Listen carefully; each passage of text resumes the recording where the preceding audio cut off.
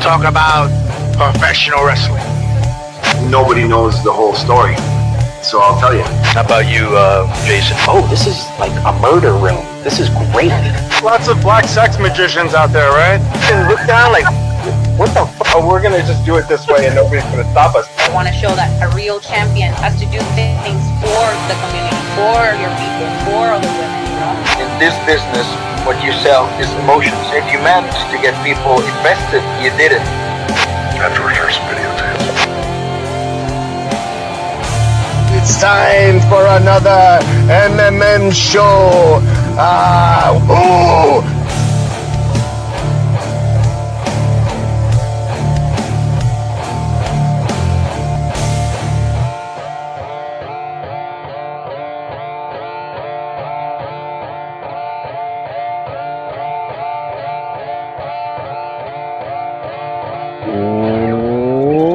Welcome to another edition of Mass Mats and Mayhem. I am your host, Justin Outlaw Harvey. You can find me on social media at JustinHarvey75. You can find the entire show on social media at MMMShow75. And I'm joined, as always, by the most gallant man in all of Mexico, the connoisseur of football, not soccer, but the other football that's played with feet. Tony Allen at Tony Allen. How's it going?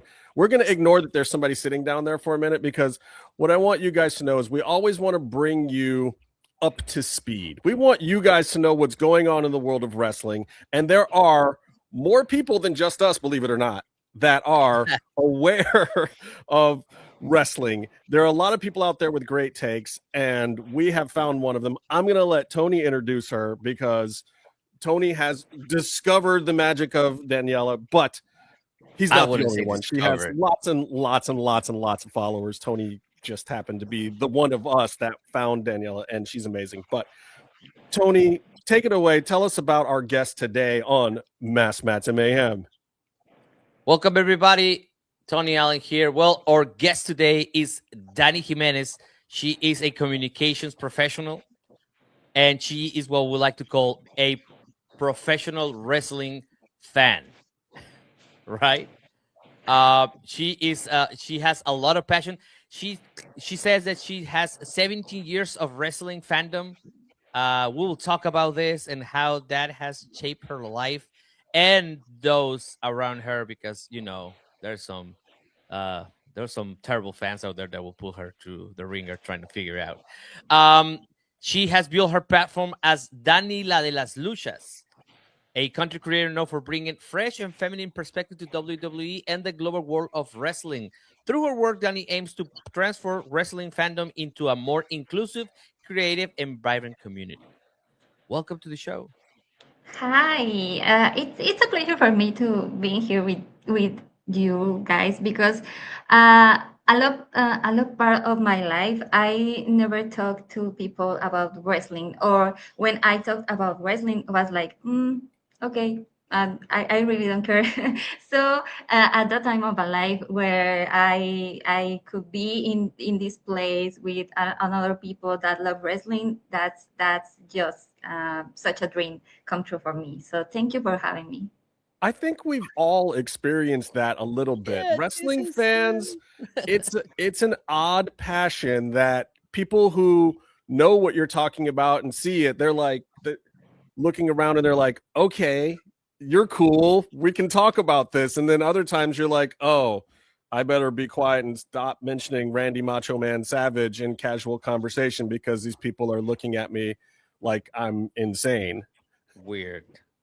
Yeah, as a woman, it's a little bit because it's like, I know you're a woman. Yeah, shut up. You're a woman. You don't talk about it. So it's maybe a little bit different. But with the only two people in the world that I talked wrestling was my brothers, because I teach him about wrestling. So are you the eldest? Yeah, I have a brother like 26 and other 11. So I can teach them. So parents took a break on that. Yeah. I guess. Yeah. Well, Dani, for the fans or fans meeting you for the first time, if you want to give us a little bit of background, how do you get to like lucha libre? Because you're a pro wrestling fan more than like a lucha libre fan. It's not like my case that my first show was a local AAA match that I went to watch when I was a kid. So this is more like you're into the global version of it, which is the WWE, right? How do you did you just turn on the TV and like, oh, John Cena, and is that how this worked out? Yeah, it's something like that. I went to my uncle's house and he was seeing a SmackDown. So when I looked at the TV, it was The Undertaker, no lights, just The Undertaker in the middle of the ring with a micro and the purple light on his face. And I just like, my uncle says like, oh, it's wrestling and he's The Undertaker and he's dead. And I was like, what? I or 12, something like that, and I really don't understand what he means with his dad. And he told me it's just on cable. It's not that was not easy at the time on Mexico, but Right. Since that day, I mean, 18 years ago from that moment, so that really got me. See, that's the powerful that's like the power of those kind of characters, that they will just draw you in and you will just like, oh, okay, I need more of that. And let's talk about a little bit about that part, because this is something that I always bring into the show, right? When I talk about the accessibility of watching the shows. How I we share a nationality. However, we are from very different parts of Mexico, which I don't know if for those listening and watching right now, it's a very vast and diverse country, right? So how were you able to get programming WWE? Do you had to actually get cable? I mean, it was difficult at one time because they did try to put it on TV Azteca at one point, right, which was like an open channel, but then it went away, right, almost immediately. Like they really don't make that effort. At that time, they didn't make that effort to put it on like accessibility for TV. How do you went about watching this? The transmission had I don't know, maybe 1 week later of that happened, really. Right, it was like a replay. Yeah. Maybe John Cena gets the champion, and I know that 2 weeks later or something like Right. that. I mean, on Facebook and other things, that was not like now that you only open Facebook and you know everything. I mean, in that time it doesn't happen. So the pay-per-view, for example, I went to the market, I don't know how to say tianguis. Oh yeah, it's like a street market. Yeah, flea market. She went to Yeah. a flea market. Yes. Yeah, and maybe the pay-per-view that last night, they have it on Monday. Maybe. I mean, if you got luck. What she's But saying is she will purchase not legit. She will purchase pirated DVDs. Right. That's what she's saying. Yeah, that's legit. That I mean, that if they don't make it available, you have to find it somehow because that's what you like, right? yeah, and había páginas Sí. piratas también. Sí, so pirate website, yes. I mean, this is all fine. Like this is the kind of point of view, because I don't want to say my friends here in the show, they've been spoiled by accessibility to they you know what they do? No, hold on. Let me, you know what they do? They don't watch wrestling sometimes because there is too much wrestling available. Too much. You know? Yes. Yeah, there's too much. There is too much wrestling available. So Dani, no.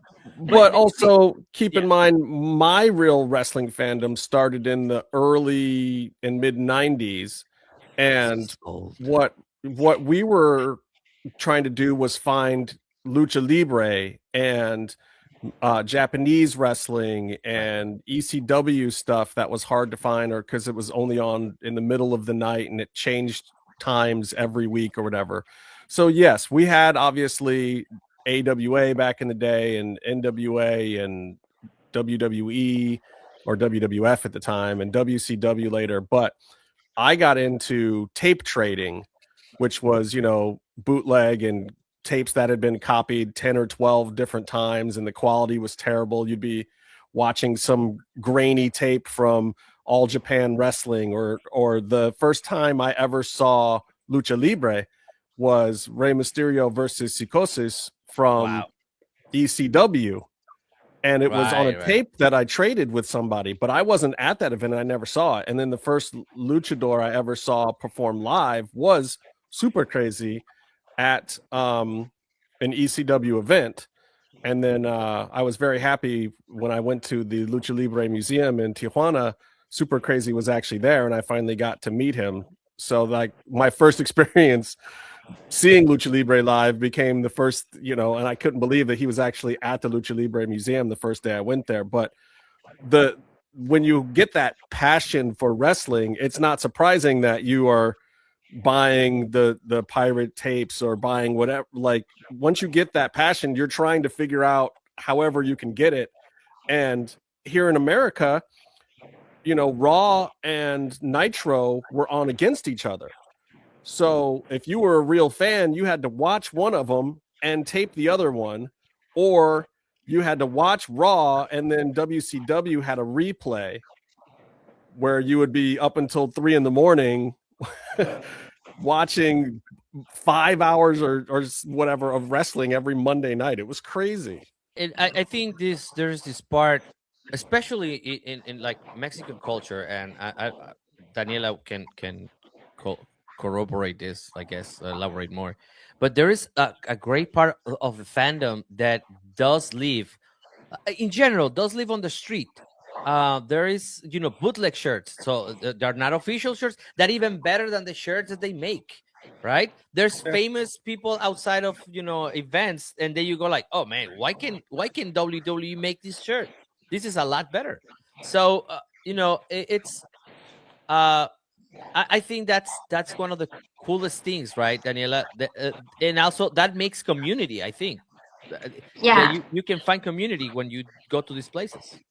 Yeah, when I go to the market at that time, there is a few places where you can find a lot of things of WWE. I mean, toys, posters, T-shirts, original DVDs, original magazines, and it was crazy. I mean, I save all my money for the school, and Saturday when I went to the market, I spent a lot of money, and I have a lot of these things now. I mean, I take care of my things, and I have it. I love a lot of things. And at that time, I was on secondary. My partners, my man partners, they talk about a lot of wrestling with me, and it was great because they understand what really that really cares me, and we played wrestling. I mean, I'm not fire, but my position was put the music for the wrestlers. And I was like, "Oh, here's come Triple H." And so she's production already. When yeah. In this community, were you able to like feel comfortable? Because I know like this happens to, I see it all the time. So we are here to support women's wrestling, whether it's the wrestlers, the female wrestlers, whether it's the promotions that promote women's wrestling, or whether it's content creators like you. Were you able to feel comfortable? Because every time there is this guys fandom thing, right? In like music, like this happens all the time. Hey, I will say this in Spanish, Justin. A ver, dime 5 canciones de Metallica. Like, like they will ask you this kind of ridiculous question to justify your fandom. Like, no, I just like it, man. What were you able to find that at early, or you had to struggle, and it has, or have you ever been able to find it just like that, right? Because you make content that's a platform, and it's complicated. At that time, my friends support me a lot, and I never received something like that. Like, oh no, you're not a great fan, or you're not a truly fan. But now, maybe not a lot. I mean, 4 comments like, oh no, shut up, you're a woman, and it's like, especially at the time where we saw a woman division that is really, really, really up. So that makes me feel so uncomfortable, and maybe it breaks my heart because I mean we are in another time. We are we have a lot of great wrestlers, women wrestlers that how do you say lo están cargando. Well, they're carrying Ajá. the industries. Yes, you're correct. Yeah, there's Yeah. there is this particular brand called NXT that will not survive without the women. Let me tell you that much. I'm not even. I don't care. I don't care. I will say. I've been saying it for a while, but I'm not going to trouble. But that's it. NXT will not work without the women, and they keep producing who are you women. watching? Jada Parker or Miles Bourne? Jada Parker. Who am I watching? Dark State or Saul Ruka and Zaruka breaking up? Like, come on, what? I think we know what the best part of NXT is right now. It is definitely the women's division. They're holding that entire show down. Yeah, and sometimes on Raw is the same. I mean, I seen Raw just for the woman maybe. So I think that happened too with the women's created content. But I think that WWE on this case made that kind of fandom. So I think it's just a reaction of the things that. Yeah, I mean the product in the late 90s, early 2000s, which was what I was around. Right.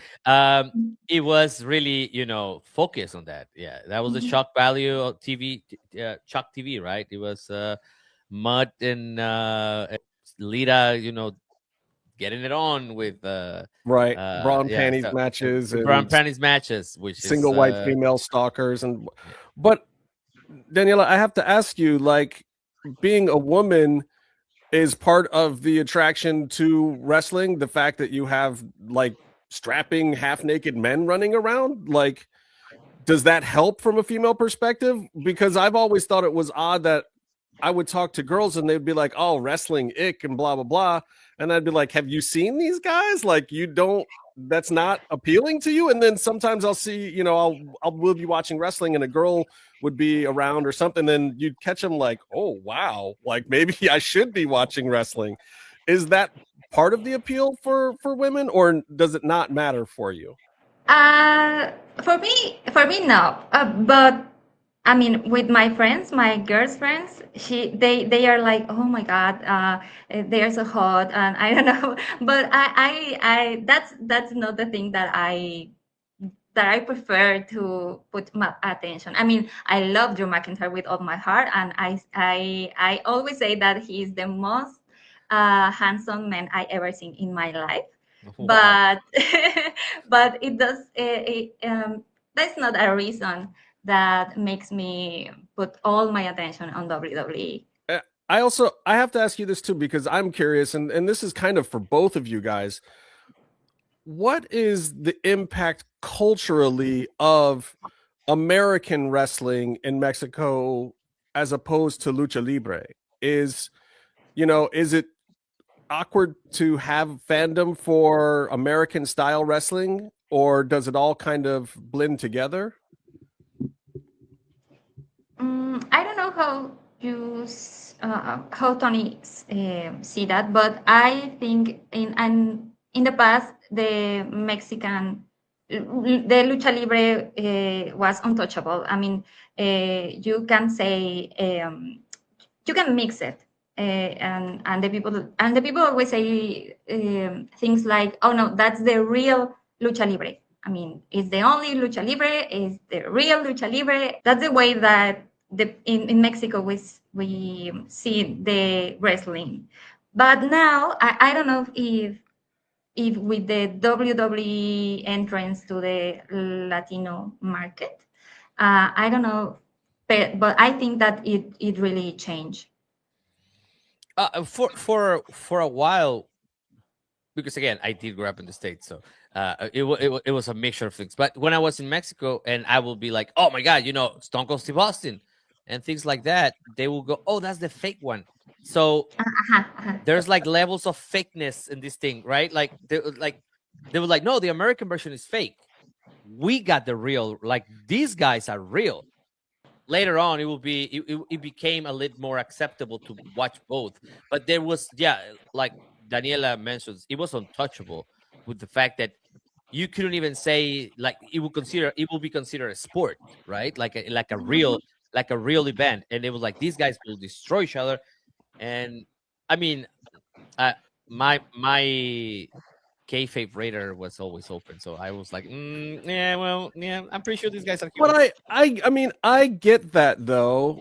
Being a fan of Lucha Libre later, that the purity, I don't necessarily consider it the fakeness or the realness, but the purity of Lucha Libre as a tradition was stronger than the American wrestling, because American wrestling was so carny and done differently at different places, and and it didn't respect itself, whereas Lucha Libre for the most part did tend to always respect itself, whether you were on the CMLL side or the AAA side or wherever you fell. There's still a certain level of purity to the art form, which I don't know if America ever stuck to. I mean, you can say a lot of things about how creative Vince McMahon was, but purity was certainly not his strong suit. He was changing things all the time, and he never even stayed true to his own rules. So it makes sense to me that would be kind of the case. But so why for you, Daniela, were you more interested in American style wrestling than Lucha Libre? Because you said that attitude, and don't get me wrong, the Attitude Era was awesome. So if I was a kid and I was seeing the thing that had been around all the time, or I was seeing Attitude Era, I'd be like, but it's totally D-Generation X. But I think she caught the very end of it, right? I mean, you are more of if I may, you're more of a ruthless aggression era.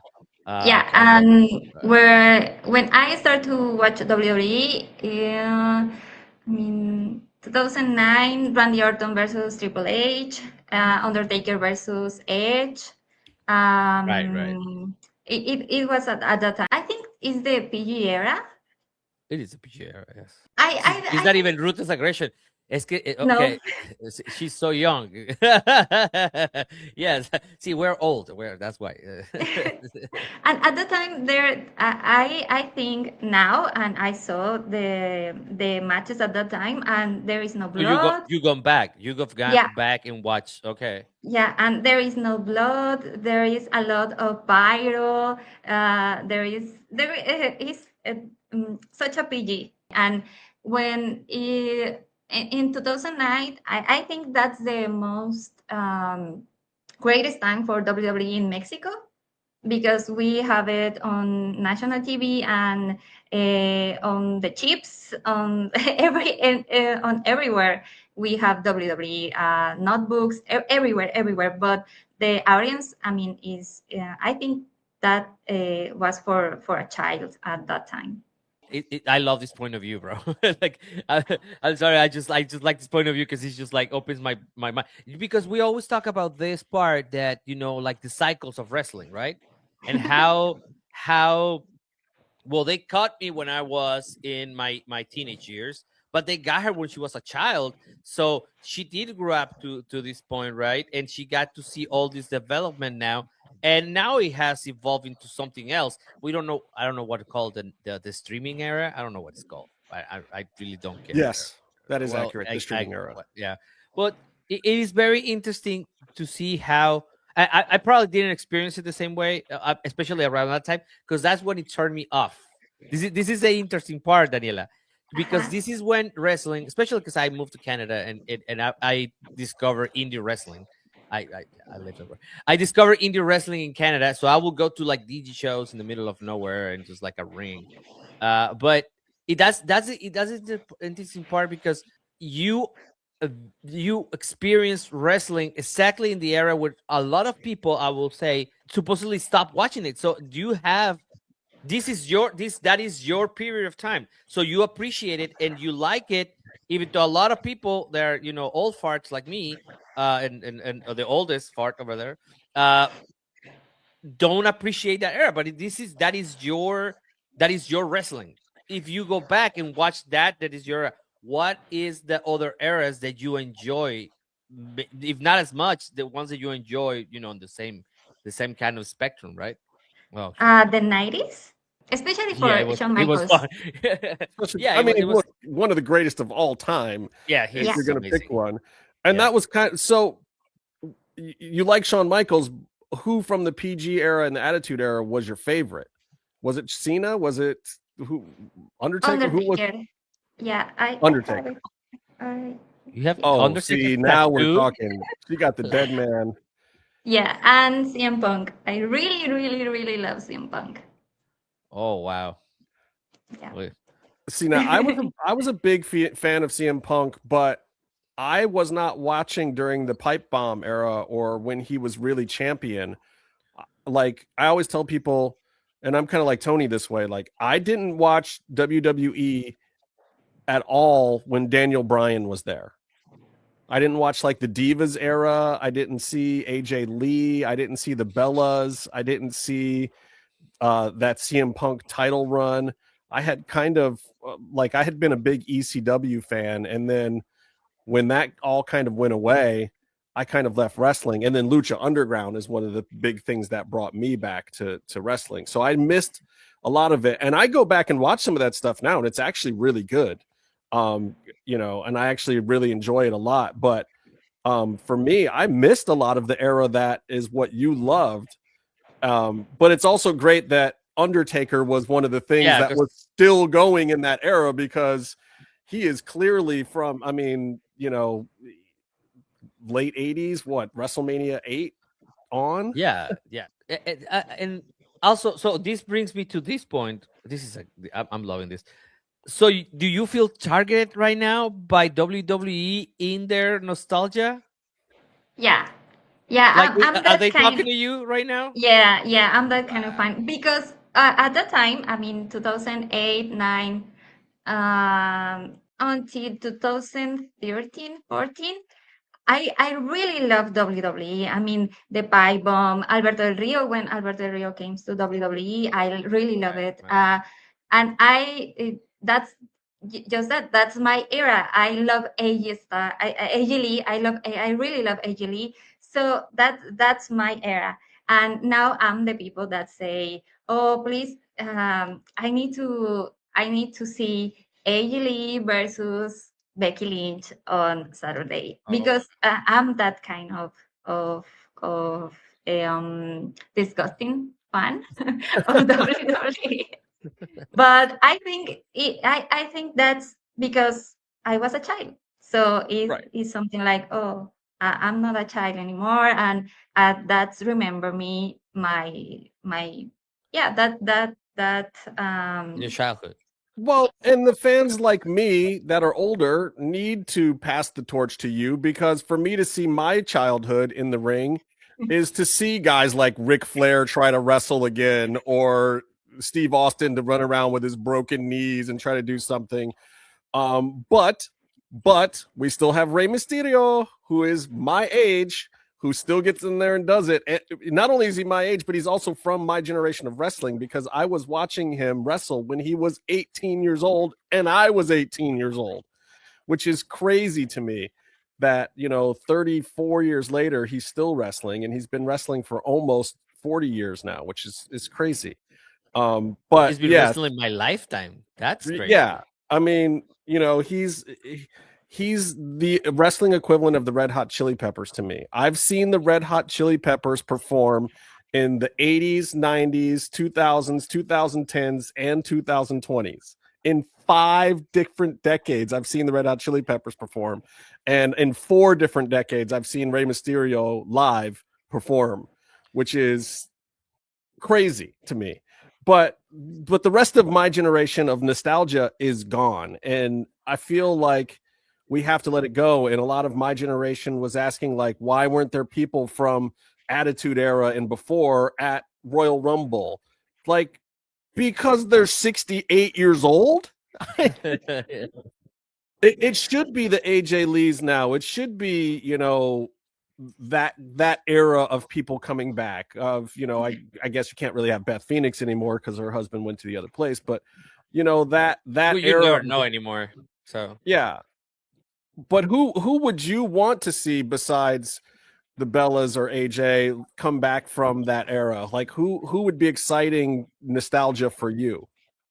Uh, maybe Maurice at that time. I mean, in this time of the women's division, because at that time when the Divas era, I mean, they just have 5 minutes on the ring with Oh yeah, entrance. very cool. yeah.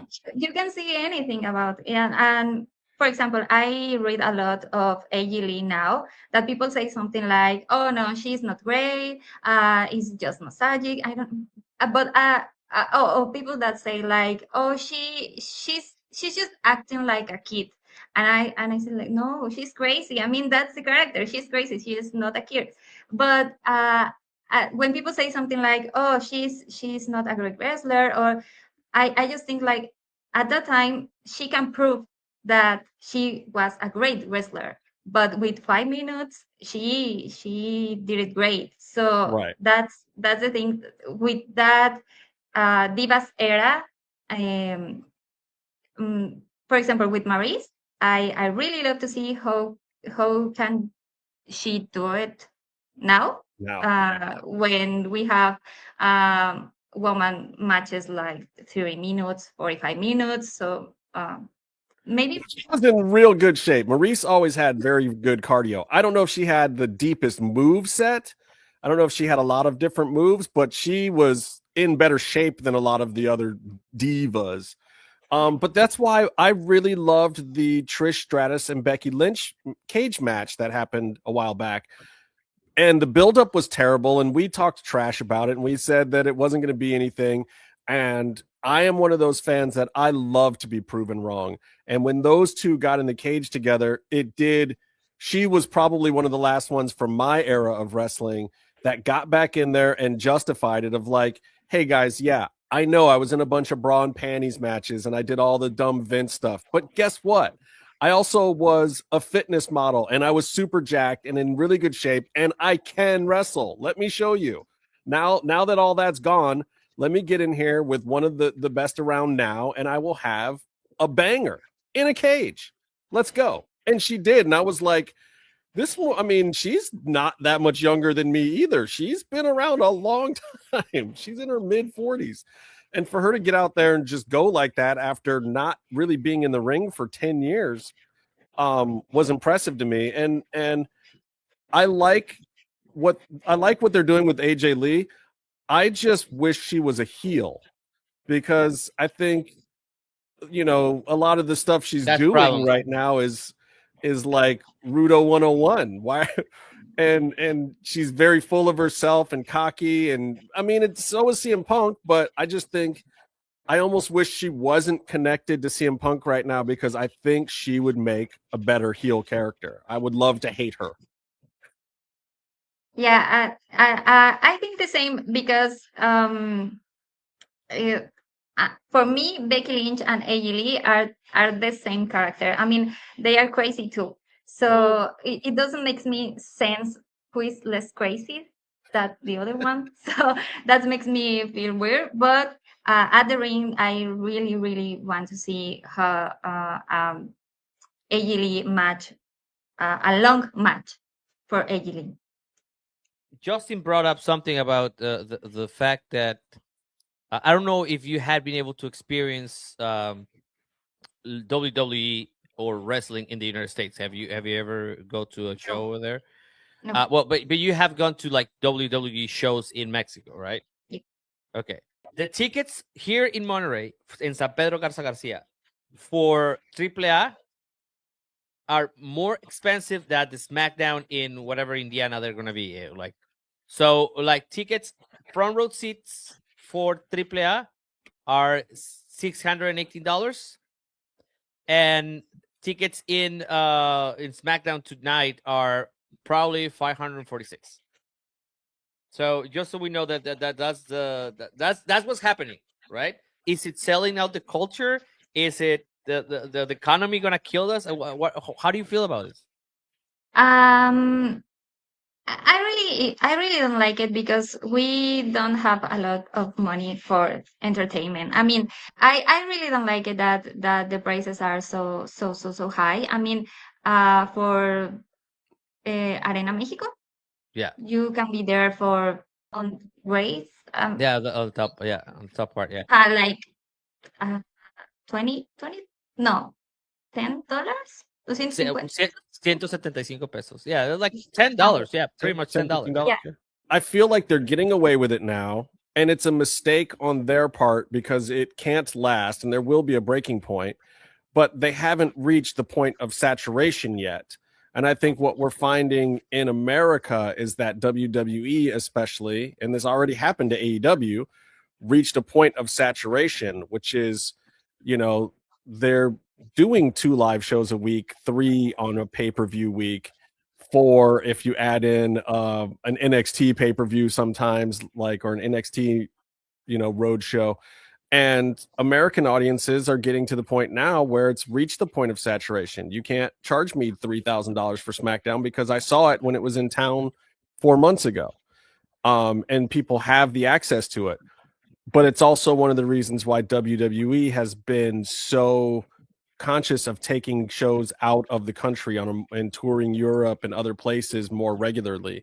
They can get those prices. It's more unique.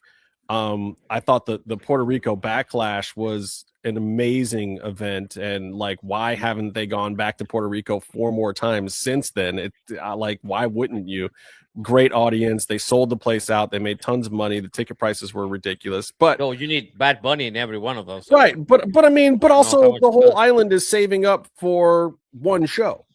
Whereas here in America, if I miss the Cleveland show, I can go to the Detroit show in 2 months. I can. Well, like, know. just think about this, right?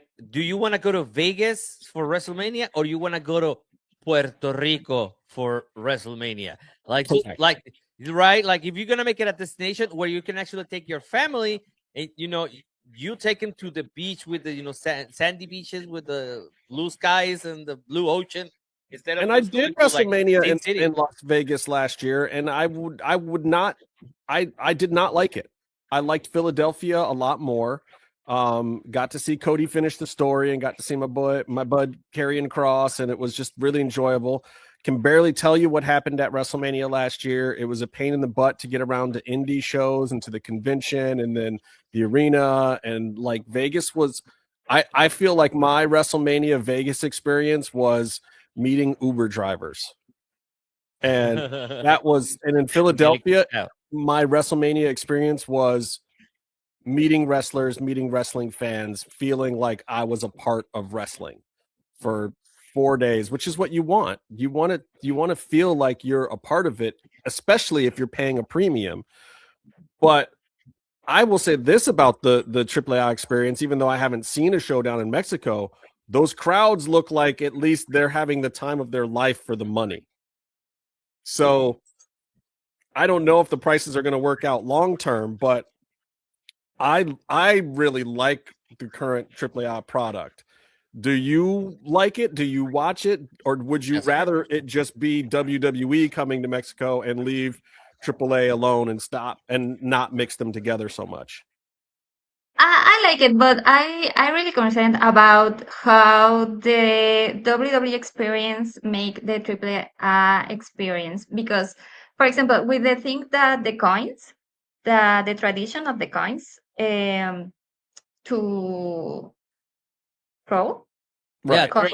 throw money at the Yeah, when Dominic Mysterio gets hurt, the people in the comments of the videos and say things like, "Oh, don't do that, please, don't do that, please," and it's tradition. I mean, It's been respect for the luchadors too. If you throw money at a match, it means it's one of the best matches of the night. Yeah, we threw money at the match that they had last night, one of the matches. Yeah. oh, I see some comments that don't say culero. Right. Yeah. I really don't like it because that's culture, that's tradition, that's our history, and that's the thing that I concerned, because that WWE has too much tenga mucho peso sobre eso. Yeah, it has a lot of control. Yes. Well, Yeah, you're right. I was speaking with somebody. I think I went to a car dealership and they asked me what I do. So I was telling them about how if somebody asked me, "What are you wrestling? Have you ever?" Wrestling, you just throw it right out there. So I was explaining to them how sanitized WWE was compared to like the show. I think I sent you a photo, right? I sent you some videos of the show that I went to yesterday. And I mean, they had, I mean, of course, this was a crazy ass match because they had windshields on top of each other, on top of chairs, and then a light tubes, and it was a car crash basically. So yes, WWE does tend to sanitize. It's like Disney, right? It strips away and it just leaves the core that is sellable to the most amount of people, and that's okay. But it cannot be the whole thing, right? Right. So, with that idea, Daniela, I would like to know.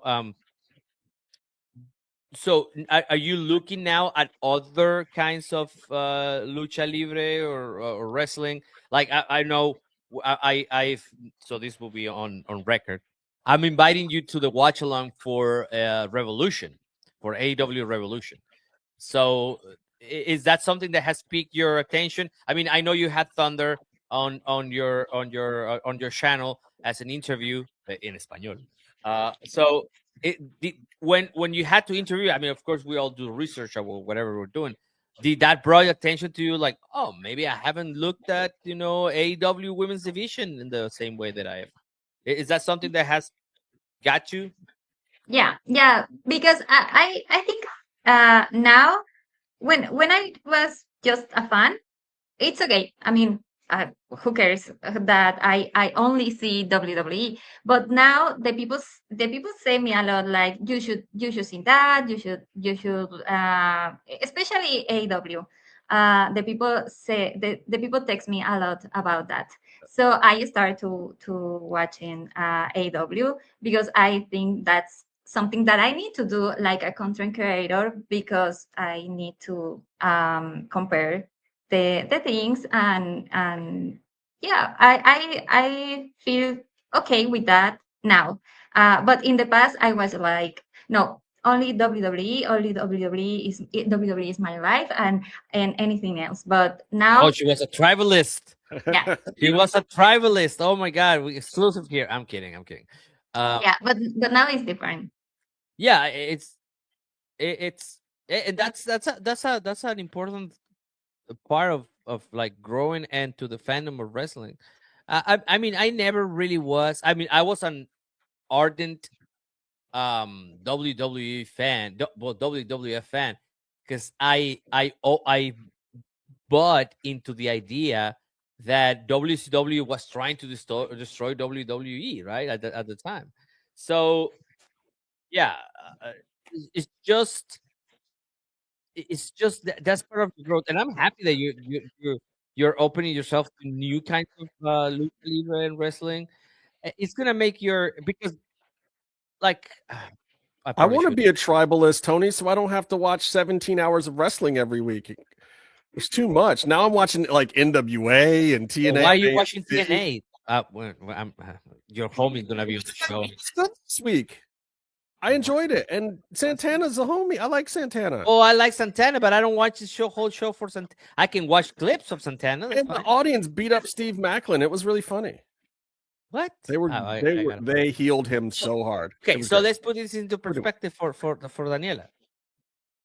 How easy is for you to get all this other content, and how often we're not gonna say where you're located, but you probably say it on your content. But how often can you get to watch different kinds of shows? Like I gotta say, this weekend for me in Monterrey, it's insane. We're gonna have 5 different shows. So the one I went to last night, a surprise show with that nobody knows what it's booked, like nobody knows what's on it, and then AAA, and then I don't know what something on Sunday. I forgot what it was, but I mean that's 4 shows. This is a WrestleMania weekend. So how easy is for you to access that? Well, here I don't have a problem to say that. I live in Merida, is the south of Mexico, the really south of Mexico. Um, and but we don't have a lot of shows. I mean, Triple A came on November. Maybe 3, 4 appears over the year, but there is not such a tradition here. But is there a local indie promotion? Yeah, yeah. We have an arena on Progreso. Oh, okay. Progreso, is that what isn't that around no, No, Yucatan. Yucatan? So it's on Yucatan. Okay. It's just the accessibility again. It's global, but then it's not, right? Like, I mean, it's like I was talking to a friend of mine. She is a commentator, and she just debuted as a wrestler as well in Denmark. And she is like, well, if Mercedes Monet comes here to wrestle our local indie, I will pay whatever. And I was like, oh, that does make a difference. I'm spoiled a little bit. And you'll have to, because Mercedes charges those independent promotions a lot of money. They will go broke if you don't go. But I mean, most of them have made their money back. Yeah. She puts the butts in the seats. All right. Daniela, I hope that you continue coming to our show. So right now we're gonna move on until to what we call hot takes. Okay. And if you're part of the show, this is our favorite. And pops and traps as well. Yeah. Okay, so just gonna ask you a couple of questions. Just answer right away. Don't try to mince words. This is your true self thinking out loud right now. Tell me an overrated wrestler. Jade Cargill. Whoa. Well, I don't know if that's the. I feel that. Yeah. Okay. Yeah. I mean, that's fair. I mean, they act like she's a blue chipper, and is she? She looks like a blue chipper. She looks like the next thing, but do you want to start? a problem here? I would have said Braun Breaker, but we'll see. Let's see. And you think picking a fight with Braun Breaker is worse than picking a fight with Jade Cargill? Yeah, you're crazy. Yeah, I don't know. Yeah, you're right. Yeah, but I don't like Braun Breaker. It's just I've been adamant about that, and I'll stick to my guns. Excellent. You just wait until he's a champion, Tony. You'll like him. I'm gonna. If I like him, I would say that I like him. But right now, he has a lot to prove to everyone and to himself too. Because, Okay. anyways, all right. An underrated wrestler. Chelsea Green. Oh, I like her so much. Okay, so why Yeah. why do you feel she's underrated? Why do you feel like she doesn't get more credit? Because I mean, she is really entertaining and she is really funny, but she is also a great wrestler, and we can see everything that she could do on WWE, that she can do. She could do She on can do- WWE. She can do on WWE. Yeah.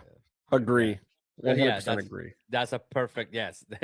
Okay, so what is your best WWE era? My era, I don't know how PG. PG era, It is a exactly. PG era. Don't try to change the name. It's unfortunately called the PG era. Okay. But the actual era that the wrestler woman are at that time, I really love that. I mean, for just woman division, just the woman division at that time. Was I it really Divas love it. division? Am I wrong? Or That's the end of the Divas division, which is kind of Mhm. different than the Stacy Keibler era of the women's division. But like, that's where we got the yeah, that was the Women's era that led Revolution. to Evolution and that stuff, you know. Yeah.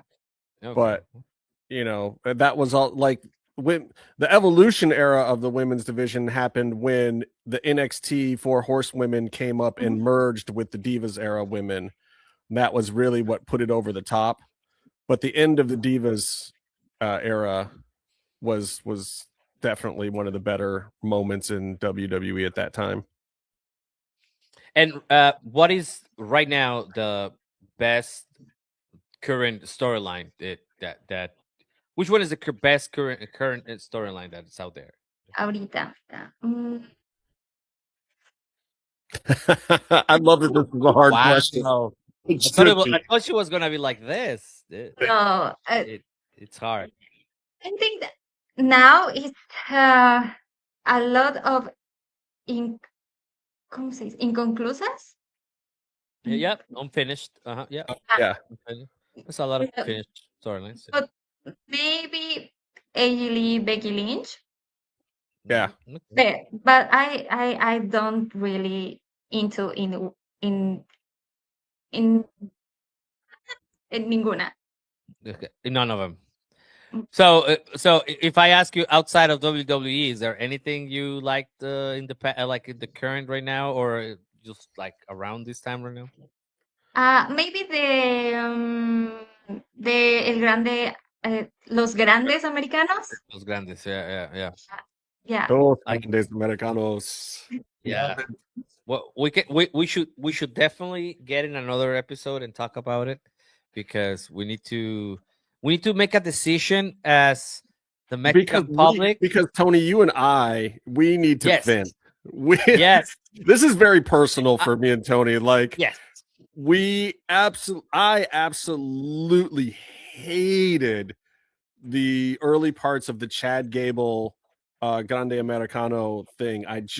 It just offended everything I love about Lucha Libre. And I like Chad Gable. I have said so. I have nothing. I don't like him, but I don't have anything against him.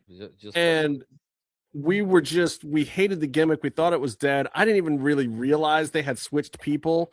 And then all of a sudden we started watching the Kaiser version, Grande Americano Dos. I don't even like Grande Americano. What are we?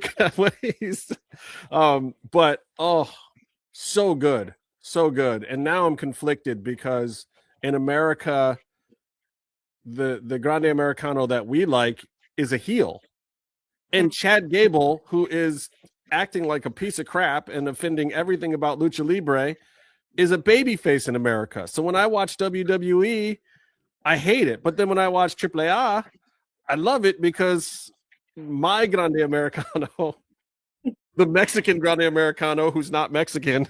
Oh God, yes. We should do a separate episode just to talk about that. Definitely. I mean, I have to have a separate therapist just to talk about it. So definitely, yes. I have one final. Before you move on, though, I want to ask. I got to ask her real quick. Go. Okay, so right now, yes, storylines. I agree. It's so hard to pick because are they even storylines? We're like building characters and we're building feuds, but we're not really building stories unless you include what's in the box as a story. But that's not a good story because we don't know if it's going to be. Hold on. How do you feel about what's in the box? I don't know how to expect. I mean, I really think that it could be a dog, like Undertaker opens the mystery box and appears a dog. I think something like that could happen. Yeah, perro, dog. Oh wow, we have. Thank you, WWE. This is what you have left. This is what you produced this to. You're broken us. Okay, but let's redeem it. So, give me your top 3 storylines of all time. Like, what were the stories that you liked? Are you a Bloodline person? Was it what were your 3 best ones or feuds? Storylines or feuds? Undertaker versus Edge. Okay. I really appreciate that because I mean the Vicky Guerrero character and the wedding and all the things that are around that storyline. I really, really, really love.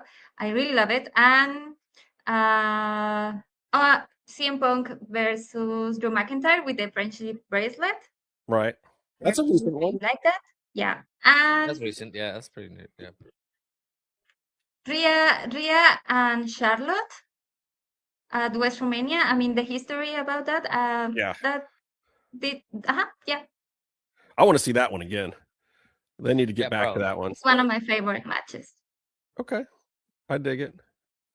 All right. So I have one final question. I know we said that 2 times already, but if you could book, like you are Triple H Segoviano and he does. Justin will say that he doesn't have the power to book anything anymore. But if let's say you are the head booker at WWE, or you not even at WWE, you have all the power in the world to book a WrestleMania match. The main event, what is it? CM Punk versus Jeff Hardy. Oh my god! Hey now, let's go. Oh wow, That could happen. Yeah. Yeah, I always been a huge fan of CM Punk, and when I was on secondary, my friends are huge fans of Jeff Hardy. Right. So when Jeff Hardy leaves the company, I was like, and I always been like, that's the thing that could happen. I mean, that's the correct thing. But my friends really hate me about it. So now, But then I CM Punk think- left. You guys were even well, so many years later, but yeah, but I think CM Punk is great at this time. The people think that no, he's too old, he's not moved too fast, but I really think that he's great. And Jeff Hardy is too. So I think they can prove that they still have it. I'm going to recommend that it be an ambulance match just so that the medical people are nearby. Because for both of them's sake. Because Jeff is crazy. I don't even know if Jeff realizes how much pain his body actually is in. No. He is the nice. Have you ever met Jeff Hardy? You have, if you haven't, like you have to go out and go, like, fans out there, stand in the line. Pay whatever it is, pay the $100 or whatever. Go meet Jeff Hardy and Matt. Matt's also good, but he's nothing like Jeff. Jeff is the nicest person to wrestling fans that has ever been in the wrestling business. He'll sign anything. He'll talk to you. He'll make you feel seen. He is one of these people that genuinely loves his fans. Go see him before he does something really, really stupid and can't ever walk again. Because it's gonna like he's still taking bumps like he's 20 years old sometimes. And CM Punk, he's made out of glass on certain days. Like, you pick the wrong day of the week and CM Punk is a tower of Legos ready to. If the moon is not shining correctly, he will get. Hey, I want to ask you this, Danielle. I want to talk about your content and where you came up with your idea and your style for making your content, because it seems to have really caught on. Are there not enough people doing what you do in Spanish? And why do you think people have gravitated towards you in your wrestling themed content? I think that the content, I don't know in English, but in Spanish, the people is so angry with the companies. So what I think, what I try to do is created content that don't make feel people angry. I mean, a lot of commentaries that I receive is like, "Oh, I remember hiciste que recordara." You made me remember. Made me remember when I was young. I mean, I think that the people that consume my content had my age. So sometimes it's like, all stars like she's. And the people is so nice with me. But I think that is the kind of content that I created. So that makes me feel great because I'm not such an angry person with the companies. So I try to. You gotta put her in a room with Beef Loaf. Oh my God, that's what I was just thinking. You gotta meet our friend Meatloaf. He's from Falmouth, England, and he hates everything. He hates wrestling with like it's religious. The only thing he likes is his homie Santos Escobar. Because our friends. Yeah, I'm just looking forward to that kind of dynamic. But I love that Also, perspective of nostalgia and reminding people of what they love about wrestling, because we do need those reminders sometimes. Sometimes it's hard to be a wrestling fan, and sometimes we get bogged down in the minutia. Like I listened to Dave LaGreca earlier this week, and poor Dave, he talks about wrestling 5 days a week for 3 hours. So he talks about wrestling even more than we do. And you could hear the frustration in his voice when he started the show, and he's just like, I don't want to talk about the ticket sales anymore. I get it. But like, if I was doing football commentary, I wouldn't be talking about the NFL's Super Bowl sales. I'd be talking about the two teams. I'd be talking about the stories going into it and whatever. Like, yeah, let me critique that. There's plenty of bad stuff to say just about the stories alone. Let's not talk about the inside, inside baseball stuff or whatever. And I could totally feel that. And Dave is a fan. And I see that with you too, of like, you want to be a part of wrestling in a way that makes you invested in loving it, as opposed to the people that get invested in hating it, the JD from New Yorks of the world, as I like to call them, and the Meatloaf. And I try to put on the table like some topics that like mental health, the woman careers. Yes. That things that we don't see on the ring, and I think that's great, because nobody talk a lot of, especially mental health of wrestlers. So that's another thing that I try to apport to the community. Can I ask you about something very, very current, where Harley Cameron from AEW, she was involved in a spot that didn't go very well, where Penelope Ford did a flip, and a lot of fans saw some video and accused her of moving out of the way and really assassinated her character and said very mean things to her in general, to the point where she left Twitter, and we don't know like what her mental health is right now, but clearly it's not a good situation if you have to close down your social media, especially with being the kind of entertainer that she is, where she does puppetry, ventriloquism, comedy, singing. She's this multi-talented person that loves her online persona. What do you think about some of the cruelty out there that these wrestlers experience on a regular basis? I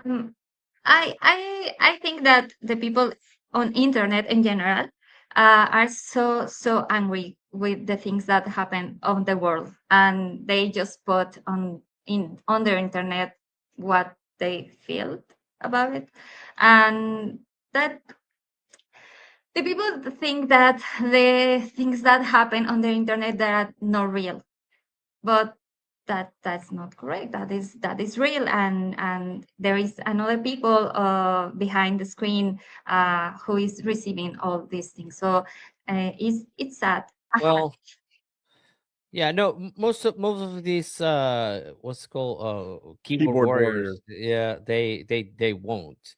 I mean, but wrestling fans are passionate, and I feel like a lot of wrestling fans, what's good about wrestling is it gives wrestling fans an outlet, but that also should point people to the fact that a lot of people don't have enough healthy outlets in general. And when wrestling fans who, and I know a lot of different types of wrestling fans, but many are very kind of sheltered and introspective and kind of not outgoing people or whatever. And, they start to live a little bit too much in the fantasy world, and it can be detrimental. And then you start thinking that you can interact or have powers that you shouldn't have. And then people do. It's a self-fulfilling prophecy. Sometimes you start making threats, and then maybe not you, but then some other guy thinks that, oh, I'm impressing this person by acting out their threats, or by stalking this wrestler at the hotel, or asking them for something in the airport when it's inappropriate, or like infringing on their space. Like they're normal people with private lives. And I know people think that because they chose a public profession that gives everyone a right to assassinate their character if they've made a mistake, but there's a line to it. Like, you can criticize, but hopefully it's constructive criticism. You can say that Harley didn't do the spot right. She didn't. But at the same time, if you're telling her that she's a bad person because of it, that doesn't make sense, guys. She's not a bad person. I know Harley Cameron. She's a sweetheart. And Yes, I yes. can't even tell you how hard she has worked to become a better wrestler. She knew she wasn't the greatest wrestler in the world. And she knows she's green to a certain extent compared to the other girls. But at the same time, she has worked really, really hard to protect the people that are in that company with her. And it's insane to think that she maliciously did something. She made a mistake. And yes, it's a costly mistake. And yes, she should be called out. But don't think that her bosses didn't call her out the second she went through the curtain.